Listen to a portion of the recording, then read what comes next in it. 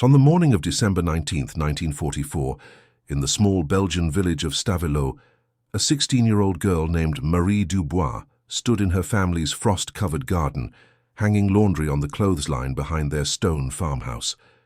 The temperature hovered just above freezing, and her breath formed small clouds in the air as she worked. Less than 3 kilometers away, German forces were regrouping after their initial advance through the Ardennes forest, and American troops had established defensive positions along the western edge of the village. Marie believed, as did most civilians caught in this frozen corner of Belgium, that survival meant keeping your head down, staying invisible and waiting for the conflict to pass. She had no idea that within 48 hours, her simple daily chore would become a sophisticated warning system that would save the lives of dozens of American soldiers and alter the tactical situation in a critical sector of what would become known as the Battle of the Bulge. Before we dive into this story, make sure to subscribe to the channel and tell me in the comments where you're watching from. It really helps support the channel. What Marie Dubois discovered in those desperate winter days was that the most ordinary objects, arranged with careful intention, could communicate volumes across enemy lines, and that courage sometimes manifests not in dramatic gestures, but in the quiet persistence of doing what needs to be done, one small act at a time. Marie lived with her grandmother, Celestine, in a 2-story farmhouse that had belonged to their family for 4 generations. Her parents had sent her from Brussels 18 months earlier, believing the countryside would be safer than the capital. Her father worked in a textile factory that had been converted to support the German war effort, and her mother helped care for wounded civilians in a makeshift hospital. Marie had not seen them since August, when her father had managed to send a brief letter through a neighbor traveling on official business. The farmhouse sat on elevated ground with clear views across the Amblive River Valley, positioned almost exactly between the German positions to the east and the American defensive line to the west. The first American soldiers Marie encountered were 3 men from the 1st Infantry Division who appeared at her door on the afternoon of December 17th, asking in broken French if she had seen German troop movements. The youngest of them, a corporal named William Chen from San Francisco, California, had studied French in high school and could communicate well enough to explain their situation. The Americans were trying to establish observation posts to monitor enemy activity, but they had lost contact with several forward reconnaissance teams and needed local knowledge of the terrain. Marie's grandmother invited them inside, insisting they were too thin, and offering them what little bread and cheese remained in the house. Chen explained that they were part of a unit trying to delay the German advance until reinforcements could arrive. They had approximately 60 men spread across defensive positions, covering nearly 2 kilometers of front, facing what intelligence suggested were several hundred German troops, possibly more. The Americans needed to know when and where attacks would come, but traditional reconnaissance was becoming increasingly dangerous as German patrols grew more aggressive. As Marie listened to Chen translate the conversation between the soldiers and her grandmother, she studied the 3 men carefully. Chen appeared to be about 22 years old, with dark eyes that moved constantly, cataloging details of the room. The sergeant, a broad-shouldered man named Frank Morrison from Nebraska, kept glancing toward the windows, his jaw tight with tension. The 3rd soldier, a private whose name badge read Thompson, could not have been more than 18, and his hands trembled slightly as he held the cup of ersatz coffee Celestine had prepared from roasted barley and chicory root. That evening, after the Americans had left, Marie stood at her bedroom window, watching the distant flashes of artillery fire lighting the eastern horizon. She could hear the low rumble of engines as German vehicles moved along the roads beyond the forest. Her grandmother came to stand beside her, placing a weathered hand on her shoulder. Then Celestine said, "I remember when your grandfather would watch from this same window during the last war. He used to say that knowledge is a weapon, if you know how to deliver it to those who need it." Marie turned to look at her grandmother's face, illuminated by the faint glow from the fireplace downstairs. The old woman's expression was thoughtful, distant. "What do you mean, grandmother?" Marie asked. Celestine walked to the wooden chest at the foot of Marie's bed and opened it, removing a carefully folded piece of cloth. She unfolded it to reveal a large white sheet, yellowed slightly with age. In 1914, she said, when the German forces first came through here, the Belgian resistance used signals to communicate with Allied forces. Sheets on a line meant all clear. Colored fabric meant danger approaching. Different arrangements meant different messages, simple things that looked innocent to anyone watching. Marie took the sheet from her grandmother's hands, feeling the worn cotton between her fingers. She thought about the Americans spread thin across their defensive positions, blind to what was happening in the village, vulnerable to surprise attacks they would not see coming until it was too late. The next morning, Marie deliberately hung her laundry in the garden at precisely 8 o'clock, using a system she had devised during the sleepless hours of the night. One white sheet meant no immediate danger.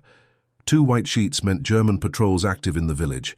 If she added her grandmother's red tablecloth to the line, it would indicate German troops massing for an attack. A blue blanket would signal vehicles moving through. The placement of items from left to right would indicate direction of movement. East to west meant toward American positions. West to east meant German forces pulling back. She had no way to tell the Americans about her system, no means of getting a message to them. But she hung the laundry anyway, establishing a routine, creating a pattern that observant eyes might notice and eventually decode. For 3 days, nothing happened. Marie hung laundry each morning, varying the items according to what she observed from her windows and during her careful walks through the village. German soldiers had occupied the town hall and several larger buildings, and their patrols moved through the streets at irregular intervals. Marie learned to time her movements, to appear purposeful but not suspicious, to gather information while seeming to go about ordinary tasks. On the 4th day, December 22nd, she hung 2 white sheets and the red tablecloth.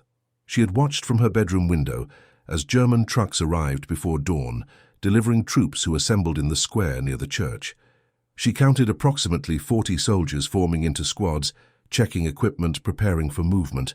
Their body language and the urgency of their preparations suggested an imminent operation.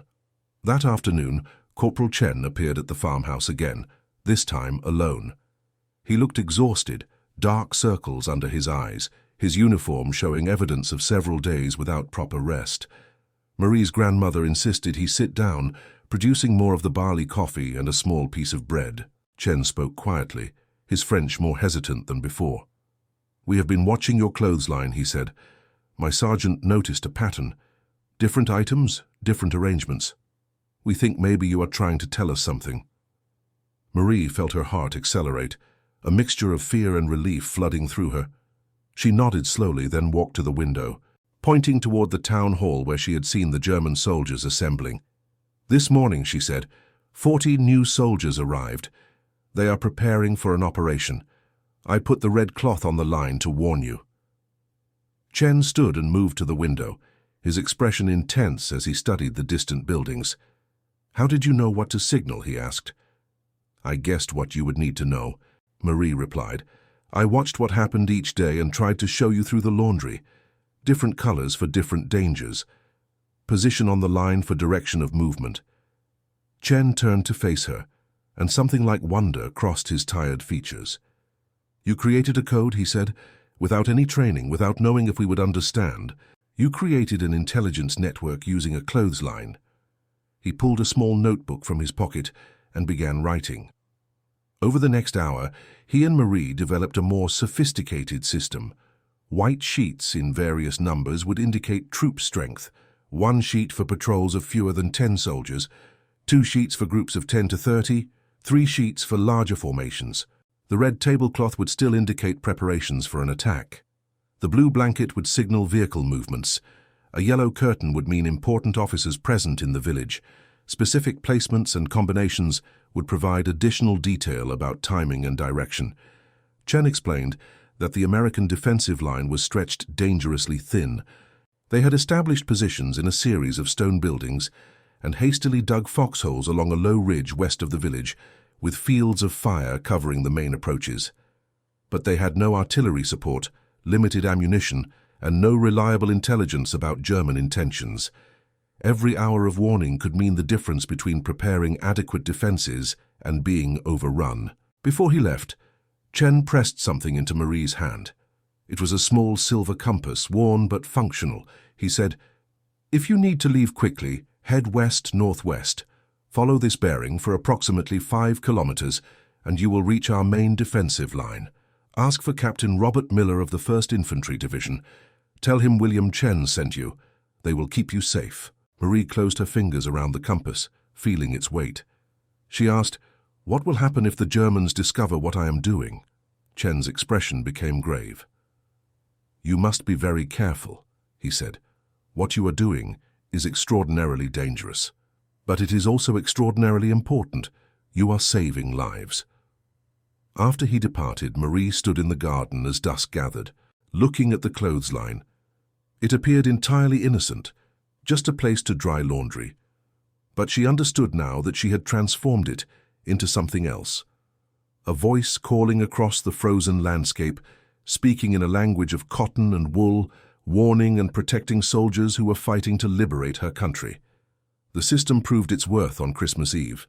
Marie woke before dawn to the sound of engines and voices in the village square. She crept to her window and saw what appeared to be the entire German garrison assembling in the pre-dawn darkness. Officers moved among the troops, organizing them into attack formations. She counted at least 120 soldiers, far more than she had ever seen gathered at once. Vehicles were being loaded with equipment and ammunition. This was clearly a major operation. Despite the risk of being seen in the darkness, Marie dressed quickly and went to the garden.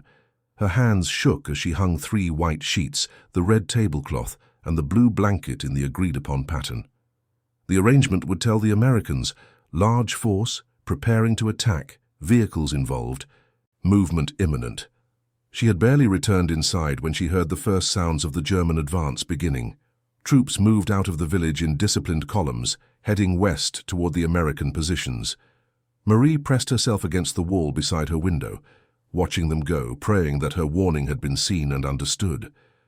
What Marie could not see, 3 kilometers away, was Corporal Chen standing in an observation post, binoculars trained on the Dubois farmhouse. The first grey light of dawn had given him just enough visibility to make out the shapes on the clothesline. He called down to the command post, where Sergeant Morrison was trying to keep warm beside a small fire. "Morrison," Chen shouted, "full assault. Large force with vehicles coming now." Morrison moved with the speed of long practice, shouting orders that sent men scrambling to their positions. In less than 4 minutes, every American soldier in the defensive sector was in place, weapons ready, fields of fire established. 2 machine gun teams positioned themselves to create overlapping coverage of the main approach. Soldiers checked ammunition and grenades. Officers moved along the line, ensuring everyone understood the plan. Hold fire until the enemy was fully committed, then deliver maximum firepower to disrupt their assault. The German attack began precisely as Marie's signal had indicated. Troops advanced across the open ground in textbook formation, supported by 2 armored vehicles, but instead of surprising unprepared defenders, they encountered a fully alert, well-positioned force that opened fire at the optimal moment.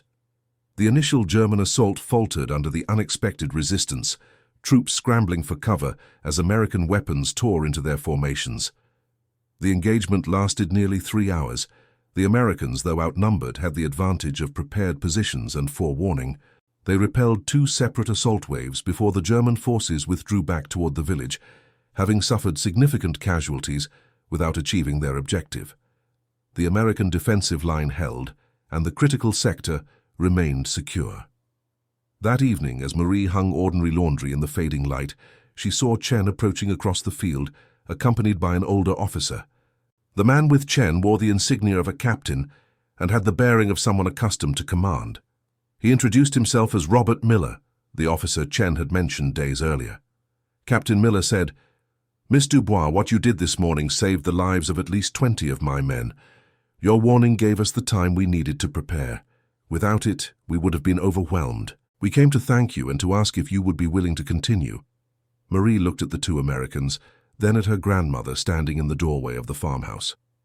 Celestine nodded slowly, her expression both proud and fearful. "I will continue," Marie said. "As long as I can help, I will continue." Over the following weeks, Marie's clothesline intelligence network became increasingly sophisticated. She developed additional signals to indicate not just the presence of German forces, but their apparent morale. their state of readiness, even the quality of their equipment. She noticed that newly arrived troops looked better fed and equipped than those who had been fighting for days. She observed which officers seemed confident and which appeared uncertain. All of this information found its way into her signals. Captain Miller provided her with a more detailed system for communicating. Certain combinations of items would indicate specific tactical situations. A sheet folded over the line in a particular way meant German forces appeared to be preparing defensive positions rather than planning attacks. Clothes arranged in ascending size order from left to right indicated increasing activity and alertness. A complete absence of laundry during daylight hours meant immediate danger, suggesting Marie herself was under suspicion or threat. The Americans, in turn, found ways to acknowledge her signals and provide feedback. Chen would occasionally pass by the farmhouse at dusk, and the presence or absence of a small white cloth tied to a fence post near the American positions told Marie whether her signals had been received and understood. Once, when she signaled vehicle movements that turned out to be a false alarm based on misidentification, the white cloth was absent for 2 days, helping her refine her observation skills. Not everything went smoothly. On January 7, 1945, a German officer noticed Marie hanging laundry and became suspicious of her routine. He was a major named Klaus Weber from Bavaria, a veteran of campaigns in the East who had developed keen instincts for detecting partisan activity. He watched the farmhouse for several hours from a concealed position, noting how methodically Marie arranged items on the line, how she frequently glanced toward the western ridgeline where American positions were located. Weber assigned 2 soldiers to monitor the farmhouse continuously. For 3 days, Marie could not safely signal the Americans. She maintained her routine, but used only white sheets in simple arrangements, indicating no immediate threats. During this time, German patrol activity increased significantly, and the Americans operated without her intelligence, relying on their own reconnaissance. On the 4th day of surveillance, the situation changed unexpectedly. A German patrol encountered American forces in a brief firefight near the river, and casualties were brought back to the village. Weber was called away to deal with the tactical situation, and his surveillance of the farmhouse lapsed. Marie seized the opportunity, hanging a complex signal that indicated not only current German dispositions, but also the fact that she had been under observation and might be compromised. Chen appeared that night, moving carefully through the darkness. He told Marie that the Americans were planning a limited operation to push German forces out of the village within the next week. If successful, it would eliminate the immediate threat to her and allow more reliable communication. But until then, she needed to be extraordinarily careful. He also brought news that changed everything for Marie. American intelligence had made contact with the Belgian resistance, and they had established a courier network that could potentially carry messages. If Marie could get information to a specific contact in the neighboring village, approximately 8 kilometers away, it could reach American headquarters with greater detail than the clothesline signals allowed. The contact was a baker named Anton Mercier, a man in his 50s who had been passing information to the resistance since early in the occupation. Marie would need to make the journey on foot, carrying information hidden in ordinary items that would not attract suspicion if she were stopped and searched. Marie made her first courier run on January 15th. She left before dawn, carrying a basket with eggs and a small wheel of cheese, items her grandmother could plausibly be sending to relatives in the next village. Hidden beneath the false bottom of the basket were hand-drawn maps showing German positions, troop strength estimates, and details about equipment and supply status that Marie had observed over weeks of careful watching.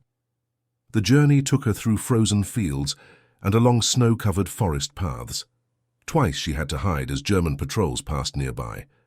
Once, a soldier stopped her and asked where she was going. She explained in halting German that she was taking food to her aunt who was ill, showing him the eggs and cheese. The soldier, young and homesick, reminded perhaps of his own sisters back in Germany, waved her on without checking the basket thoroughly. Anton Mercier's bakery stood on the main street of the village, its windows dark in the early morning. Marie entered through the back door as Chen had instructed, giving the recognition phrase she had memorized. Mercier, a stocky man with flour-dusted hands and cautious eyes, took the basket without comment, removed the hidden materials and gave her fresh bread to carry back. The entire exchange took less than 2 minutes. The intelligence Marie provided proved invaluable. The maps she had drawn, based on her daily observations, were more accurate and current than anything American reconnaissance had produced. Her notes about German supply difficulties, equipment problems, and low morale among certain units helped American planners understand that the enemy forces facing them were more vulnerable than they appeared. On January 21st, American forces launched their operation to clear the village. The attack came at dawn, supported by artillery that had been moved into position during the night. Marie huddled in the farmhouse cellar with her grandmother as explosions shook the walls and the sounds of intense fighting echoed across the valley. The engagement lasted most of the day, a confused and violent struggle for control of the village streets and buildings. By evening, American soldiers were moving through the village, consolidating their gains. The German forces had withdrawn to new positions further east, leaving behind equipment and supplies in their hasty retreat. Captain Miller found Marie and her grandmother still in the cellar and personally escorted them upstairs, ensuring the house had not been damaged and that they were safe. Miller said, "Miss Dubois, I want you to know that the intelligence you provided was crucial to our success today. Your maps, your observations, your courage, all of it contributed to saving American lives and advancing our operations. You have done something remarkable." Marie, exhausted and overwhelmed by the intensity of the day, could only nod. Her grandmother held her close, tears running down the old woman's weathered cheeks. In the weeks that followed, as the front line moved further east and the immediate danger to Stavelot receded, Marie's role gradually diminished. But the intelligence network she had helped establish continued to operate, with other civilians in other villages taking up similar work, guided by the example she had set and the methods she had developed. In late February, as winter began to yield to early spring, William Chen came to the farmhouse one final time. He was being reassigned to a unit preparing for operations deeper into Germany. He brought with him a letter, written by Captain Miller and signed by several other American officers, formally recognizing Marie's contribution to the defensive operations around Stavelot. The letter documented her courage, her intelligence work, and her role in saving American lives during a critical phase of the campaign. Chen said, "I wanted to give you this personally, to make sure you understood how much your work mattered. When this conflict ends, when people tell stories about how it was won, they will talk about great operations and famous commanders. But the truth is that victories are built on thousands of small acts of courage by ordinary people who chose to do what was right. You are one of those people, Marie. What you did here will never be forgotten by those of us who benefited from it." He also brought a more personal gift, a small leather journal and a pen. He said, "You should write down what happened here in your own words, so that someday people will know the true story. Not just the tactics and the operations, but what it felt like, what you thought about when you were hanging laundry that might save lives or cost your own." Marie took the journal, running her fingers over the smooth leather cover. She asked Chen what he thought would happen after the conflict ended, whether the fighting and sacrifice would lead to lasting peace. Chen was quiet for a long moment before answering. "I hope so," he said finally. "I hope that what we have seen, what we have endured, will make people determined never to let something like this happen again. But hope is not enough. It will take work, constant effort, to build a world where young women do not have to turn their clotheslines into intelligence networks, where teenage soldiers do not have to fight in frozen foxholes far from home. That work will fall to all of us." After Chen left, Marie stood in the garden one last time, looking at the clothesline that had been the center of her life for those intense winter weeks. It was just a simple wooden frame with rope strung between posts, holding ordinary sheets and blankets drying in the weak February sun. But she knew she would never see it the same way again. She thought about all the small decisions that had led her to this moment. The choice to hang laundry in a particular pattern, the decision to make contact with the Americans, the courage to continue signaling even when she knew she was being watched, the determination to walk 8 kilometers through occupied territory, carrying hidden intelligence. Each decision had seemed small at the time, but together they had formed something larger, something that had genuinely mattered. In the months and years that followed, Marie wrote in the journal Chen had given her. She documented not just the events, but the feelings, the fears, the small moments of hope and determination that had sustained her. She described the sound of her grandmother's voice, recounting stories of the previous conflict, connecting Marie to a tradition of resistance and courage that spanned generations. She wrote about learning to read the subtle signs of troop movements, the way exhausted soldiers moved differently than fresh ones, how officers under stress betrayed their anxiety through small gestures and expressions. She also wrote about the Americans she had known during those weeks. William Chen, with his careful French and his thoughtful eyes. Frank Morrison, who had first noticed the pattern in her clothesline signals. Robert Miller, who had trusted her intelligence and acted on it, risking the lives of his men based on information provided by a 16-year-old girl with no formal training. She remembered them all, preserving their stories alongside her own. When the conflict in Europe finally ended in May 1945, Marie was 17 years old. She returned to Brussels to reunite with her parents, both of whom had survived the occupation, her father having secretly sabotaged production at the textile factory, her mother having hidden resistance members in the hospital where she worked. The family gathered in their partially damaged apartment, sharing stories of what they had endured and how they had contributed to the eventual liberation of their country. Marie's father, when she told him what she had done, was initially angry that she had taken such risks. But as she explained the system she had created, the intelligence she had provided, the lives she had helped save, his anger transformed into something else. Pride, certainly, but also a kind of wonder at discovering that his daughter had become someone he was still getting to know. Years later, when historians began documenting the smaller stories within the larger narrative of the campaign, Marie's account found its way into the archives. The letter from Captain Miller was preserved, along with her journal and interviews she gave in her 60s to researchers studying civilian resistance and intelligence operations.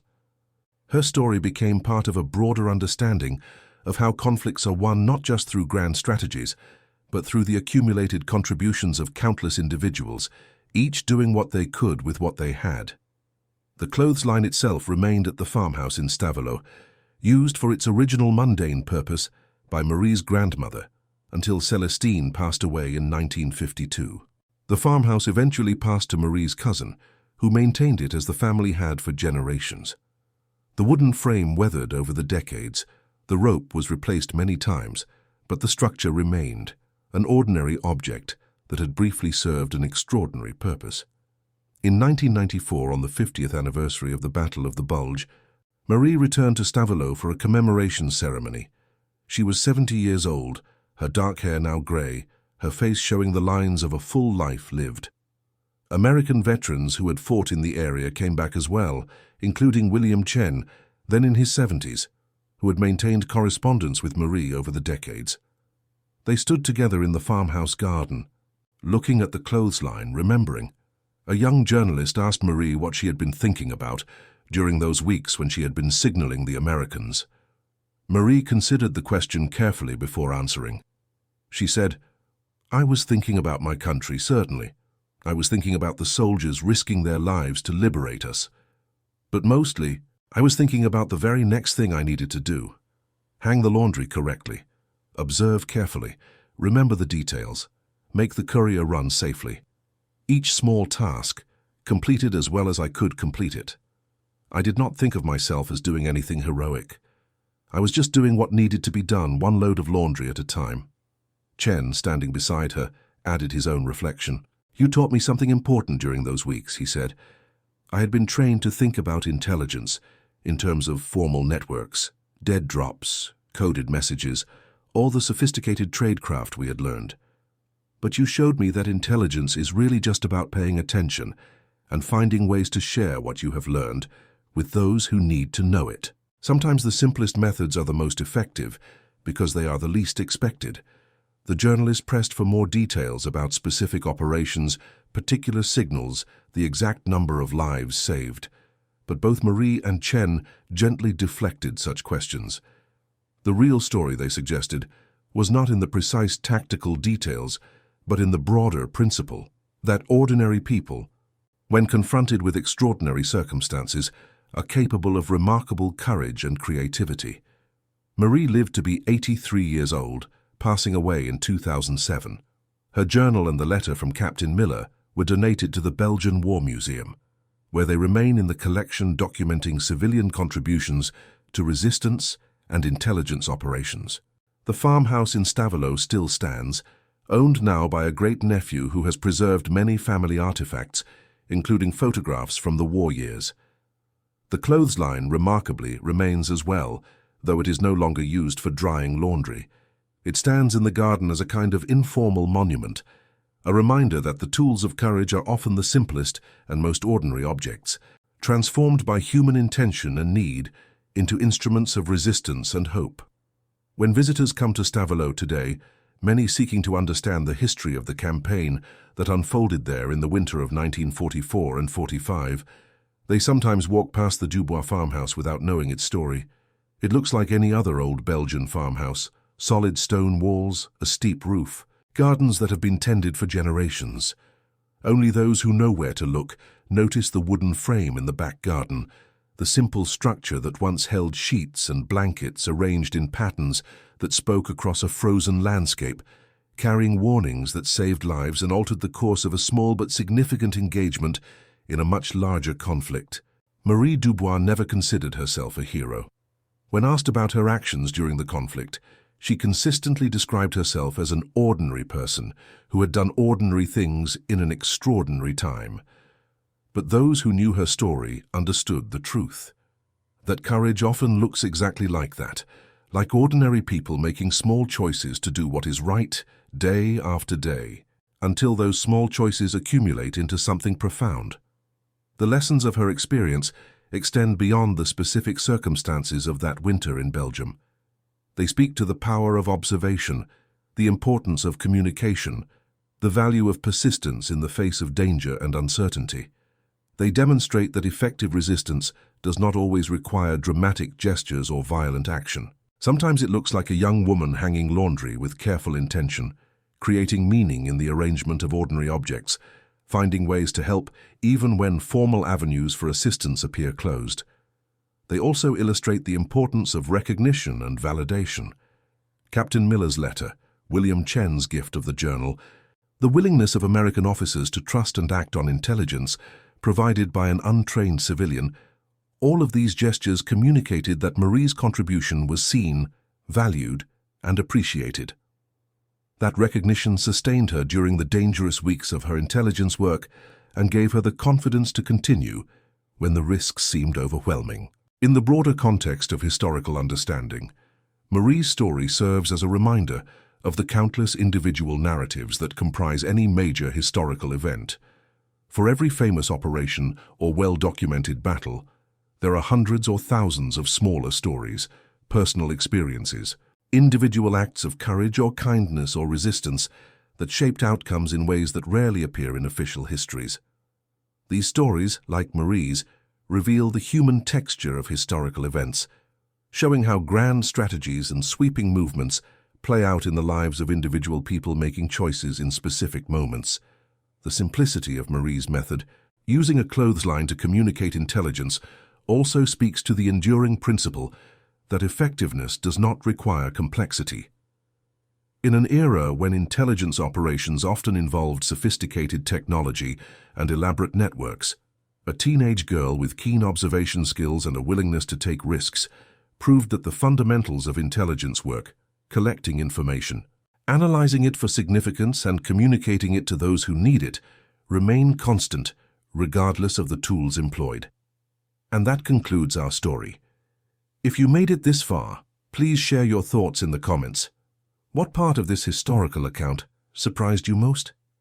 Don't forget to subscribe for more untold stories from World War II and check out the video on screen for another incredible tale from history. Until next time.